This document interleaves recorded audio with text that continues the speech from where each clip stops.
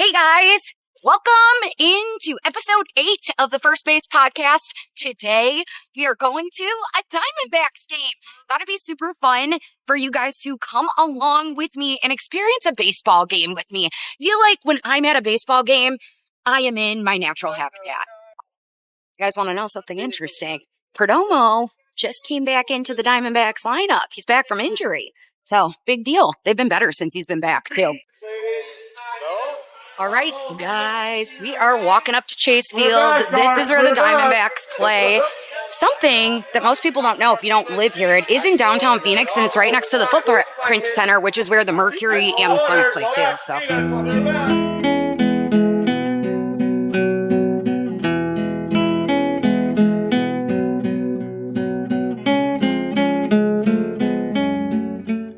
What do you got to say? All right, so I am a diehard Cubs fan, guys. Everybody knows that. But my second team, because I've been out in Arizona for 7 years now, is the Diamondbacks. And last year, being a Diamondbacks fan was so fun. They won the National League, if you did not know. They went to the World Series, lost to the Rangers, but I got to cover a lot of these games here for work. And it is just such an environment to be in playoff baseball. A lot of people don't think Arizona and think baseball. They usually think Arizona and they think basketball. They think the Suns. But last year, the state of Arizona was all in on the Diamondbacks, and it was just such a fun time to be down here and be a part of it in downtown Phoenix. This year, at this point in the season, we're not doing good, but that is okay. We've still got time. It's early. It's early.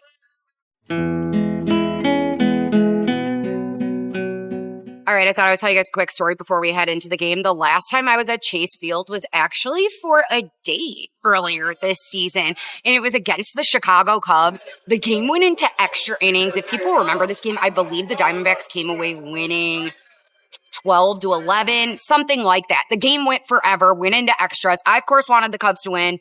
Diamondbacks end up winning, but I went on a first date, and it was interesting to go on a first date at a baseball game because you have to keep up conversation the whole time because there's not really anything else to do. But long story short, the date went great. That was great. But afterwards, I get home from the date, and I have 2 Twitter messages from these boys who were apparently sitting next to me and my date the entire time. And they were giving me like pointers that I could read for afterwards on their thoughts on the guy, which was hysterical. So they were like, good face, held good banter, seemed to know enough about baseball. Then they like wrote in there, doesn't seem like he's the same age as you. Like they had like little notes for me and were sitting right by me. It was really cute, but they never said hi to me, which was kind of crazy. Anyway, let's go to Chase Field. Chase Field, everybody. We made it in.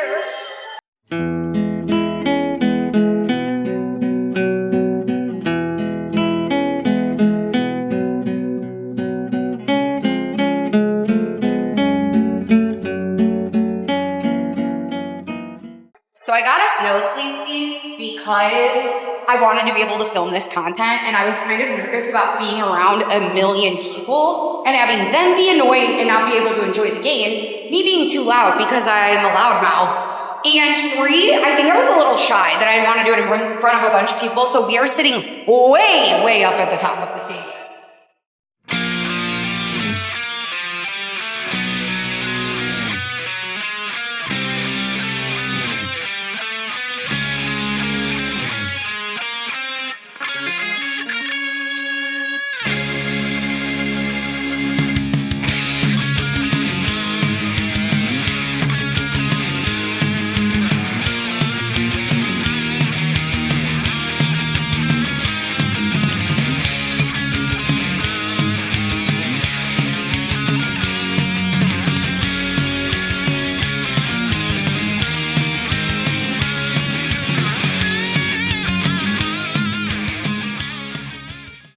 Here we are up in our seats. We are way up here, like I said, in the 300 section. But sometimes when you sit up in the 300 section, you can really focus a lot on the game.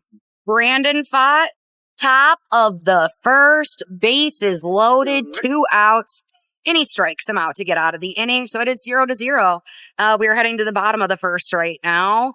The Diamondbacks are going to be up to bats. A must-have when you are at a baseball game is a hot dog in some way, shape, or form. And because I'm from Chicago, I normally Always want to go for a Chicago dog, but in Arizona, they do not have those babies here. So instead, I'm going with the corn dog today. I love a good corn dog, which reminds me, if you watched my episode about me growing up in Sandwich, and I talked about the sandwich fair, my mom always laughs at my favorite thing to get, like that I'm most excited about always when I go to the fair, is getting a freaking corn dog. I love corn dogs so much. Something about hot dogs just like speaks baseball. Like baseball and hot dogs are a mathematical equation that go together and they just work. Okay, I want to know what your walk-up song would be if you were a baseball player. Every time I come to a baseball game, I think about what my walk-up song would be. And it changes every time. Today, you know what I think that my walk-up song would be, honestly? I don't even know the name of it. It's just that one that like, I got it, the jewels and the thing and the safe and I don't even wear. That would be probably it. We could go band for band. M for M. That would be Band for Band is the name of the song. Band. My current walk-up song would be Band for Band. I feel like I'm kind of in this mood lately, this era where I feel like everything's been kind of crap. I was just telling Sophie about everything's been kind of crap. That song makes me feel like I'm a little bit bad. Like I'm driving in my little Barbie convertible and I'm listening to that. If I were walking up to home plate, get ready to swing, baby. Boom. Band for Band. M for M. Like that. Okay, so what's your favorite cheer? Ooh, this is a big moment right now. Christian, full count for Christian Walker. Right now, the Diamondbacks have 2 on. Diamondbacks have 2 on, 1 out right now. 2 on, 1 out. Christian Walker up to bat, full count. It's a big moment here for the Diamondbacks after the Angels just had bases loaded in the top of the first. We just got a home run! Hey. Yeah! In the bottom of the first. But that doesn't look good for my bet, though. Okay, T. Favorite cheer. Stadium cheer. Oh, I know what my favorite cheers are. Like, I told you, I grew up a cheerleader. I still love to cheer. I'm a cheer coach now. So, like, I love a good cheer at a game. And I've got to say my favorite is actually an old softball chant that my sister's team always did. It went a little something like this. We want a single, just a little single. S-I-N-G-L-E, single, single, single. We want a double, just a little double. D-O-U-B-L-E, double, double, double. It keeps going till the end. H-O-H-O-E, H-O-N-E, home run. That one's pretty good.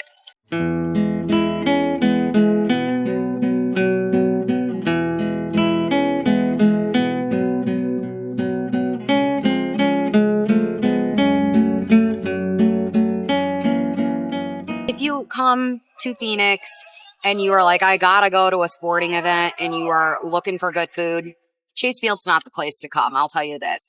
I'm a girl who loves a good hot dog. I love it grilled. They boil everything here except for like on the first floor.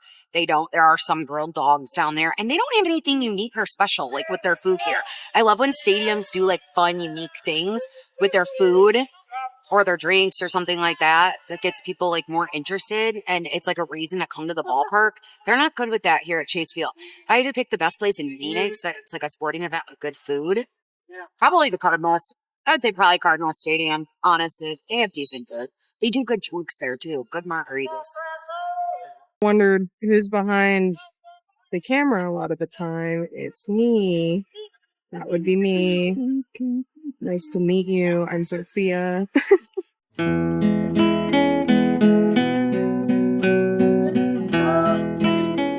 I thought since I'm here at a baseball game, I would tell you guys about my favorite baseball game I've ever been to.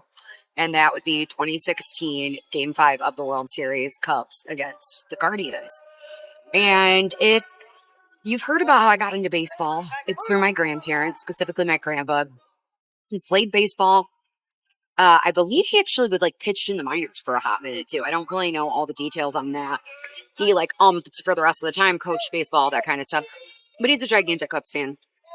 Raised me a gigantic Cubs fan. He's really the one who taught me the sport of baseball. Well, my grandfather, my papa, he was the one that took me to my first game, along with my noni. And when it was Game 5 of the World Series, this is actually just such a great story. My uncle is a gigantic Dodgers fan. And in order for the Cubs to get to the World Series, they had to beat the Dodgers in that round. The Cubs end up beating the Dodgers, if people remember. And my uncle had this idea that if the Dodgers were going to go to the World Series, he was going to get tickets for all the home Dodgers games of the World Series. And if the Cubs did, he was going to get tickets for all the home Cubs games of the World Series and take people to the games with him. Of course, my Noni and Papa were going to get to go to all of them. They were like 2 holders of the tickets, and then he had 2 other ones. So for game 4, my other uncle went with. And then game 5, if you remember, the Cubs were down 3-1 in the series. Like, we were about to literally lose the World Series. And I was up in Wrigleyville with my friends, though, to celebrate, like, the Cubs games and watch the World Series games and ever. And, like, as Cubs fans at that point, we were a little down in the dumps when we were down 3-1.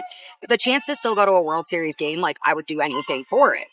So I'm out at the bars in Wrigleyville with my friends, and I remember being sad after game 4 because I was like, we're down 3-1 now. Like, this does not look good. Teams don't come back from 3-1 barely ever.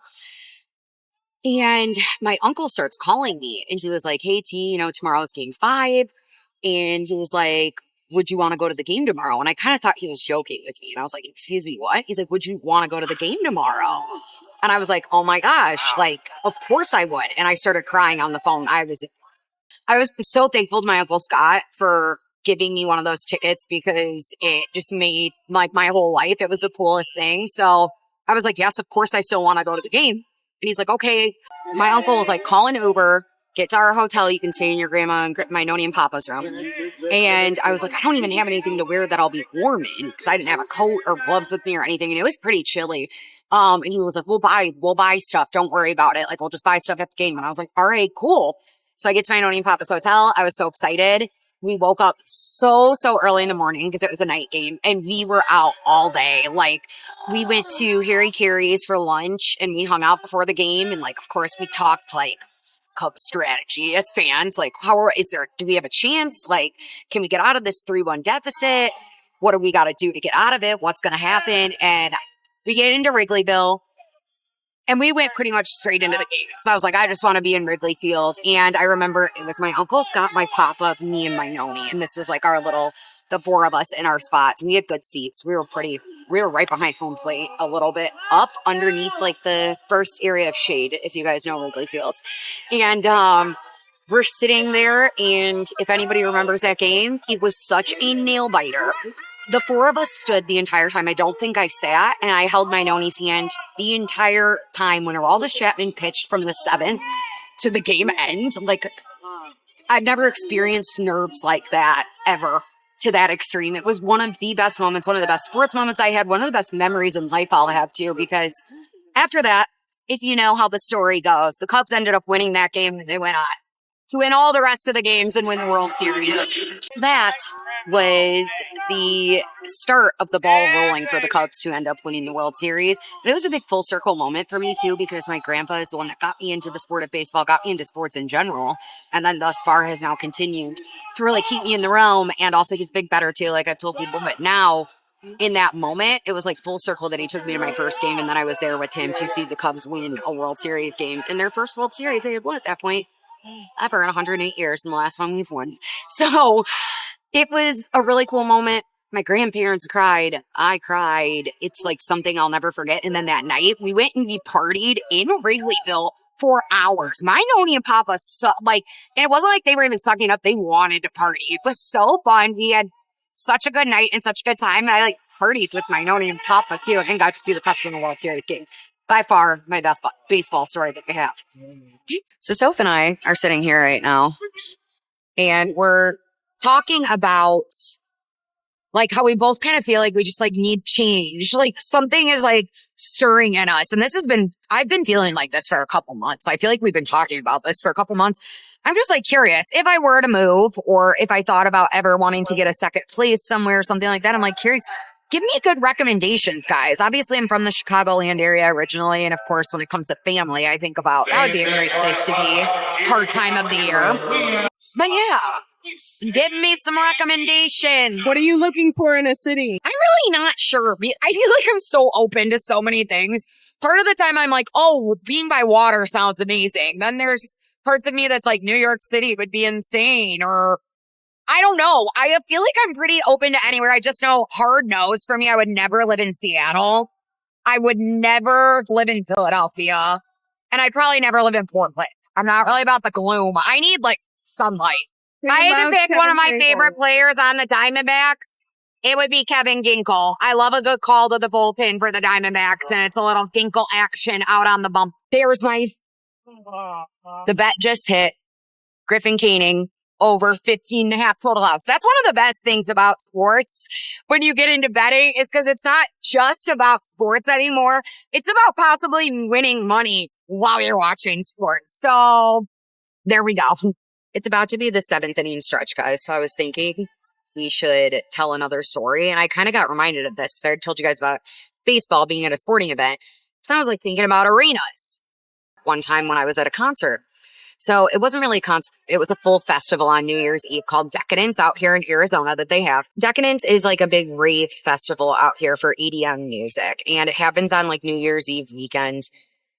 My ex was really into DJs and EDM music and all that kind of stuff. And that is so not my thing. I'm like a country music kind of girl or like pop music, folky music. EDM's definitely not my style. I do like every once in a while, like I can get down, I can dance with the tunes, but it's not really my go-to type of music. I will say, though, rave girls can do an outfit. And when you give me a theme, boy, let me tell you, my outfit hit the nail on the... My outfits, I should say. We're still really going to hit the nail on the head. But we're there New Year's Eve night, and Excision's going to play. And, like, I have no idea who that is, but everybody's saying it's, like, they're the big headliner, and everybody wanted to be there for Excision. It's, like, really hardcore EDM music. And my ex is like, oh, please, I want to stay for Excision, whatever. They didn't even go on until midnight. And for me, I'm like, it's freezing cold outside. I'm in like barely any clothes. Excision didn't go on until midnight.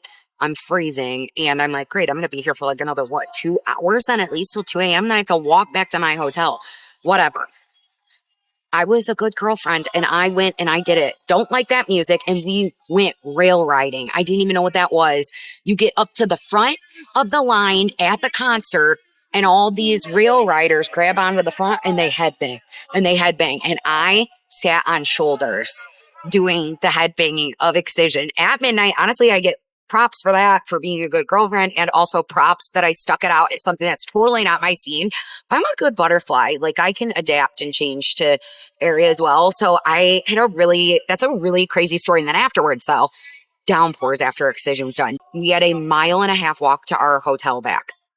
We tried to get an Uber. We can't, like, it was like literally lines and lines. We couldn't get to an Uber. There were no Ubers to be called. I hid in a porta potty to stay warm because I was freezing, drenched. Literally drenched. We ended up walking all the way back to the wigwam. And I went and I slept on the floor that night too because my friends were already back and they took all the beds.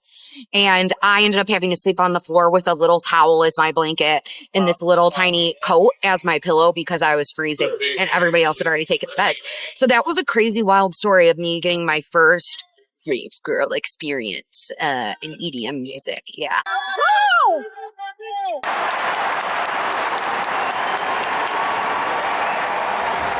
Gabby Moreno double right now. We got runners on third and second. We are creating chaos on the base paths right now, people. With the game and episode 8 of First Base coming to a close, I thought it'd be fun. I hope you guys enjoyed coming to a game with me and kind of vlogging our way through Chase Field, seeing what it's like to watch a baseball game with me. It's one of my favorite places to be, one of my favorite things to do. So I thought it'd be fun for you guys to see that firsthand.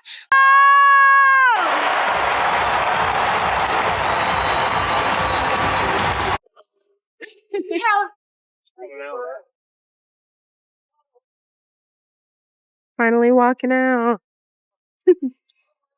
All right, guys, the end of the game means the end of the episode. We're going to go over our Taylor topics while we walk out of Chase Field. Diamondbacks are up right now, 10-1, and it is the 9th. So let's get into this. Let's get into our Taylor's topics. Taylor's topic number 1 is going to be old men. Cute little old men, and that sounds funny and weird to say, but when they just put all those older men on the screen that were veterans.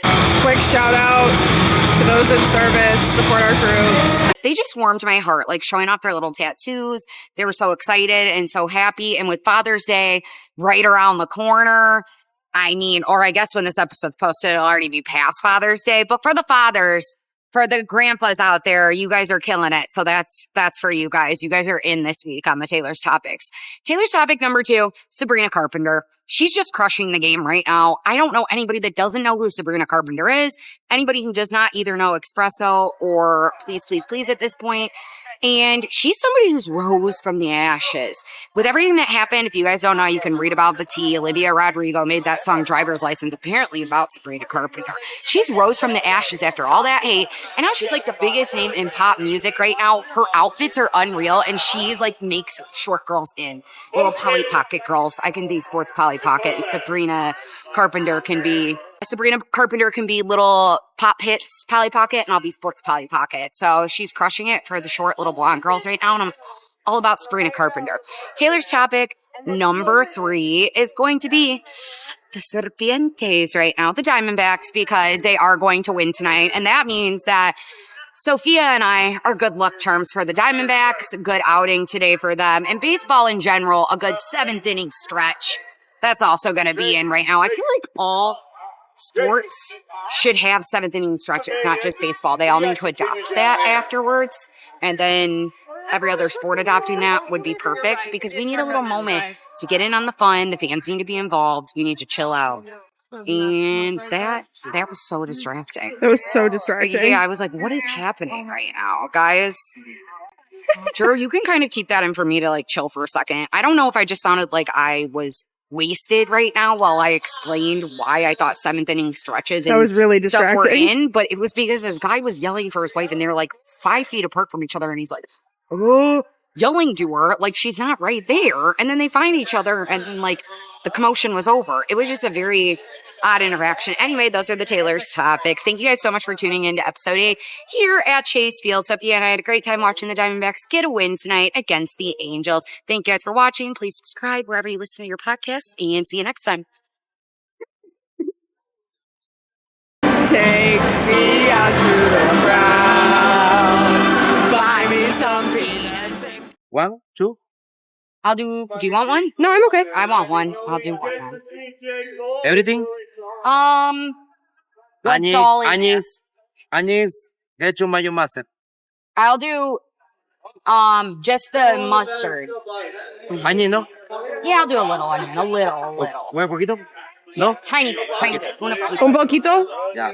¿Así? Yes. Sí. Ketchup. Mustard. That's it. Yeah. Gracias. Yes, thank you. Taylor finally got a hot dog she's excited about. This is the behind the scenes afterwards, after the episode's filmed. Now. This is the Jeopardy. I'm going. This is the Jeopardy music. The outro. Ooh, how is it? 10 out of 10? 8 out of 10?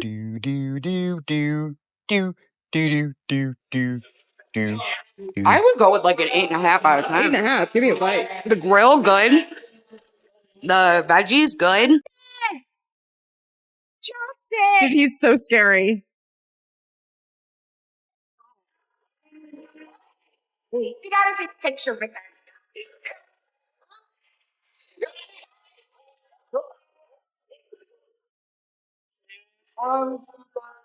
Beat the grand ball.